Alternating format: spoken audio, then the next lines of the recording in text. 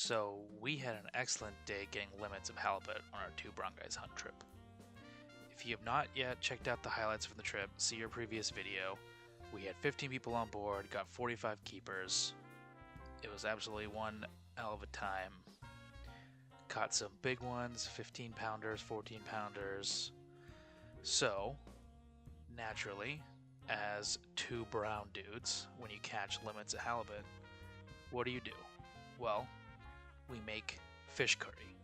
This is a super simple recipe, packs a ton of flavor, not super difficult at all. You get good flavor from potatoes, onions, you get taste natural fish, and I think you'll really wow some people with this recipe. This curry doesn't use any complicated spice blends. Don't mind my kid's hands in this. I was shooting this video while I had to watch him, so he's gonna try to help out. So we'll start by prepping the fish. We're gonna cut it into small fillets. You're gonna want to salt them and rub them with amchur. So that sounds pretty exotic, but it's really not. It's just dried mango powder. You can get this at any kind of Asian grocery store. If you live near an Indian grocery store, that's really the best place to get it. What amchur will do, it's going to add a sour flavor and like a sour essence that is going to be really essential to the flavor of the curry. And it's going to get rid of any kind of fishy smell. So for this curry base, you're going to need one medium potato, sliced ginger, minced garlic, and a whole onion. So to start a cooking process, you're going to want to get your oil nice and hot. You're going to add enough oil to coat the bottom of the pan, and then a little more. We're going to fry out the fish and potatoes. I would use avocado oil if I was you, if you can get it. It's a great healthy option and has a really high smoke point for frying. But if not, any kind of canola oil, vegetable oil, you get away with olive oil as well too. So we're going to start out, we're going to get the fish nice and crispy on each side. Don't worry about cooking it all the way through, because we're going to finish cooking the fish off in the curry.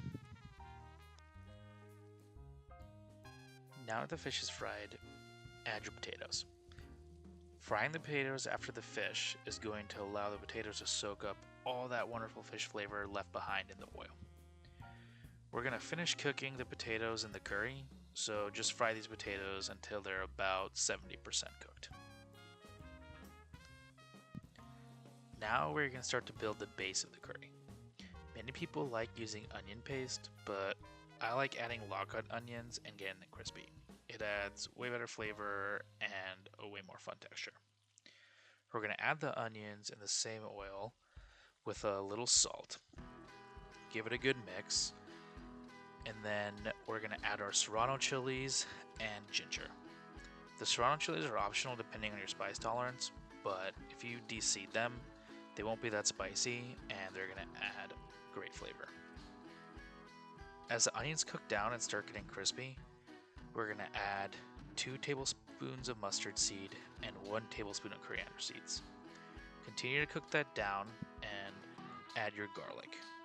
You want to mix it all thoroughly and continue to cook down. The onions will get translucent and then you'll start to see them get a little more brown and crispy.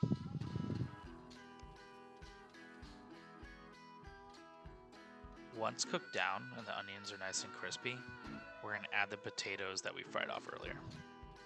We'll give it a good mix and add 2 cups of water. Then we will add 2 tablespoons of Kashmiri red chili powder. Don't worry about the spice here. Kashmiri red chili powder is not very spicy at all. It just adds really good flavor, kind of that flavor of heat, but you don't get like that burning. And it's also going to give this curry just a fantastic, beautiful, deep red color.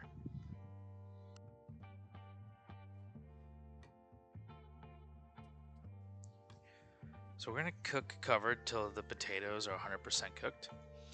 You might need to add water throughout this process because you'll get some evaporation.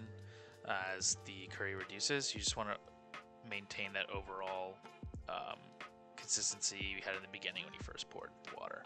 We're going to add a little bit of lemon or lime juice. This is optional, but I think it adds a good acidity to the curry and a little bit of brightness. So we'll mix that together thoroughly.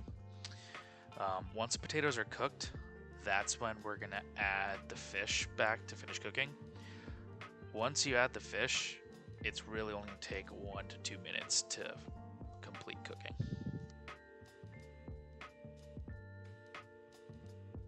So now all your hard work's done. We made a beautiful curry. It's time to plate and dig in. So we're just going to plate this curry over a little bit of rice. You want to make sure you get the fish, the potatoes, those crispy onions all on the plate. So that way when you dig into this, you can get each part of the curry in every bite. I like to eat my curry with a little bit more chilies, so I like spicy. I'm a brown dude.